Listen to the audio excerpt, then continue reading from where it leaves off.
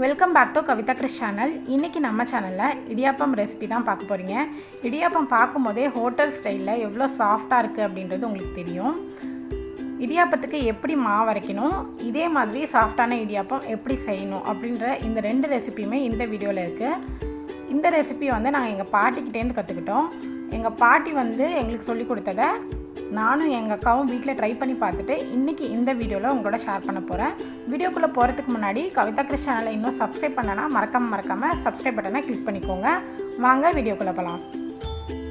இடியாப்பம் பண்ணுறதுக்கு பச்சரிசி நான் எடுத்துக்கிறேன். 2 படி பச்சரிசி எடுத்துருக்கேன். இந்த 2 படி பச்சரிசியை நல்லா களைஞ்சிக்கலாம். இந்த மாதிரி 3 தடவை தண்ணி பிடிச்சி நல்லா கழுவி எடுத்துக்கோங்க.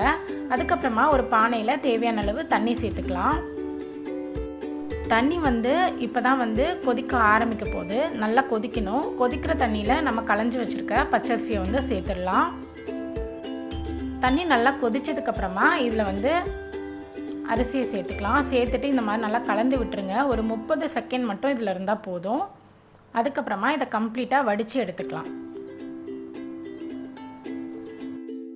30 செகண்டில் இந்த மாதிரி தண்ணியை நல்லா வடிச்சுக்கோங்க.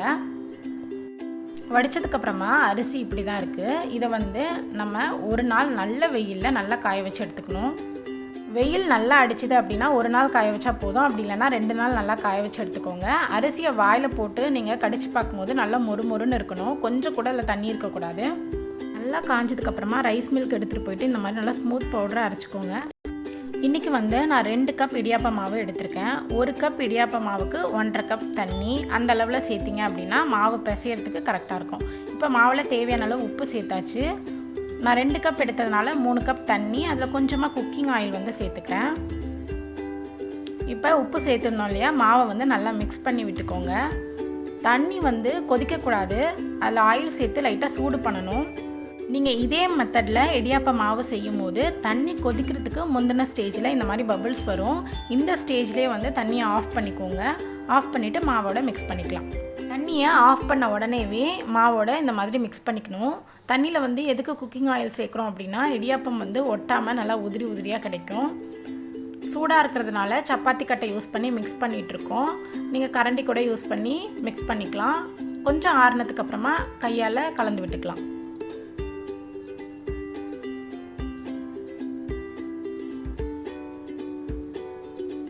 இப்போ இது ஓரளவுக்கு கை சூடு பொறுக்கிற அளவுக்கு இருக்கும்போது கையால் மிக்ஸ் பண்ணிக்கலாம். ஸோ அதனால் கையால் மிக்ஸ் பண்ணிகிட்ருக்கோம். இப்போ இடியாப்பம்க்கு அச்சு ரெடி பண்ணிடலாம். இந்த மாதிரி சின்ன ஹோல்ஸ் இருக்கிற அச்சியாக பார்த்து எடுத்துக்கோங்க. அப்போ தான் ஹோட்டல் ஸ்டைல்லே உங்களுக்கு கிடைக்கும். பெரிய ஹோல்ஸ் இருந்தால் அது அந்தளவுக்கு டேஸ்ட் நல்லா இருக்காது. இப்போ இதை ஃபிக்ஸ் பண்ணிக்கலாம். இப்போ இடியாப்பம் பிழியறதுக்கு ஸ்டார்ட் பண்ணிடலாம். அச்சில் தேவையான அளவு மாவு எடுத்துக்கோங்க. உங்கள்கிட்ட இடியாப்ப பிளேட் இருந்தால் நீங்கள் அதில் செஞ்சீங்க அப்படின்னா கரெக்டாக ஃப்ளாட்டாக கிடைக்கும் இடியாப்பம். அப்படி இல்லை அப்படின்னா எங்களை மாதிரி நீங்களும் இட்லி குக்கரில் பண்ணலாம். ஸோ இட்லி பிளேட்டில் கொஞ்சமாக எண்ணெய் தடவிட்டு 3 லேயருக்கு பிழிஞ்சுக்கிறோம். அதுக்கு மேலே பிழியாதீங்க. 3 லேயருக்கு கம்மியாக பிழிஞ்சாலும் நல்லாயிருக்கும். ஆனால் அதுக்கு மேலே பண்ணிங்க அப்படின்னா அழுத்தமாயிடும். இட்லி தட்டு அப்படின்றதுனால அடித்தட்டை எம்டியாக விட்டுட்டு மீதி எல்லா தட்டுலேயுமே நாங்கள் பிழிஞ்சிருக்கோம். இப்போ இதை எடுத்து நம்ம இட்லி குக்கரில் வச்சு ஒரு 10 மினிட்ஸ் மட்டும் வேக வச்சு எடுத்தால் போதும். அதுக்கு மேலே வேக வச்சிங்க அப்படின்னா அதோட பதம் மாறிடும். நாங்கள் இண்டக்ஷன் ஸ்டவ்வில் 10 மினிட்ஸ் டைம் செட் பண்ணி வைக்கிறோம்.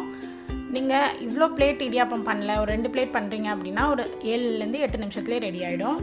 அடுத்தது தேங்காய் பாலுக்கு தேங்காய் துருவிக்கலாம்.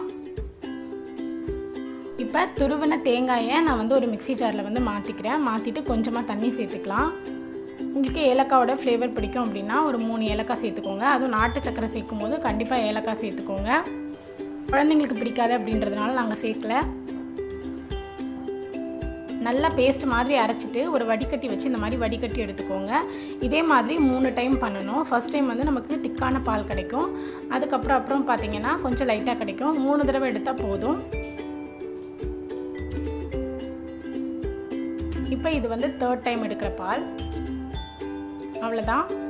இதுக்கப்புறம் உங்களோட ஸ்வீட்னஸ்க்கு தகுந்த மாதிரி நீங்கள் சர்க்கரை சேர்த்துக்கோங்க. நாட்டு சர்க்கரை அப்படின்னா அப்படியே டைரெக்டாக சேர்த்துக்கலாம். இதுவே நீங்கள் ஒயிட் சுகர் சேர்க்குறீங்க அப்படின்னா அதுக்கு ஒரு சின்ன டிப் தரேன். கூடவே கொஞ்சமாக சால்ட்டு சேர்த்துக்கிட்டிங்க, ஒரு பிஞ்ச் அளவு சால்ட்டு சேர்த்திங்க அப்படின்னா அதோட டேஸ்ட் இன்னும் நல்லாயிருக்கும். நாட்டு சர்க்கரையில் வந்து ஏற்கனவே உப்பு இருக்கும், அதனால் அதுக்கு சேர்க்க வேண்டிய அவசியம் இல்லை. இப்போ இதை நல்லா மிக்ஸ் பண்ணிக்கலாம்.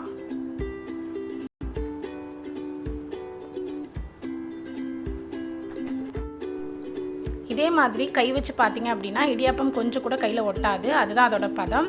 இப்போ சூப்பரான சாஃப்டான ஹோட்டல் ஸ்டைல் இடியாப்பம் வந்து ரெடி ஆகிடுச்சு. இதை பார்க்கும் போதே இது எவ்வளோ சாஃப்டாக இருக்குது அப்படின்றது உங்களுக்கு தெரியும். நிறைய பேருக்கு வயிற்றில் அல்சர் இருக்கும், நெஞ்சு எரிச்சல், நெஞ்சு கரிப்பு. அதே மாதிரி டெலிவரி டைமில் நீங்கள் சி செக்ஷன் பண்ணியிருக்கீங்க அப்படின்னா உங்களுக்கு அந்த தையல் போட்ட இடத்துல இருக்கிற புண்ணும் ஆறுறதுக்கு இந்த ரெசிப்பியை உங்களோட டயட்டில் அடிக்கடி வந்து சேர்த்துக்கோங்க. சீக்கிரமாக உங்களோட அந்த அல்சரெல்லாம் சரியாயிடும். அவ்வளோதான், நம்மளோட சுவையான இடியாப்பம் நாட்டு சர்க்கரையோட தேங்காய் பால் இது ரெண்டையும் வீட்டில் ட்ரை பண்ணி பார்த்துட்டு எப்படி இருக்குது அப்படின்ட்டு கமெண்ட் செக்ஷனில் கமெண்ட் பண்ணுங்கள். இந்த வீடியோ உங்களுக்கு பிடிச்சிருந்ததுன்னா மறக்காமல் கவிதா கிறிஸ் சேனலுக்கு சப்ஸ்கிரைப் பண்ணிக்கோங்க. கூடவே உங்களோட ஃப்ரெண்ட்ஸ்க்கும் ஃபேமிலிஸ்க்கும் ஷேர் பண்ணிக்கோங்க.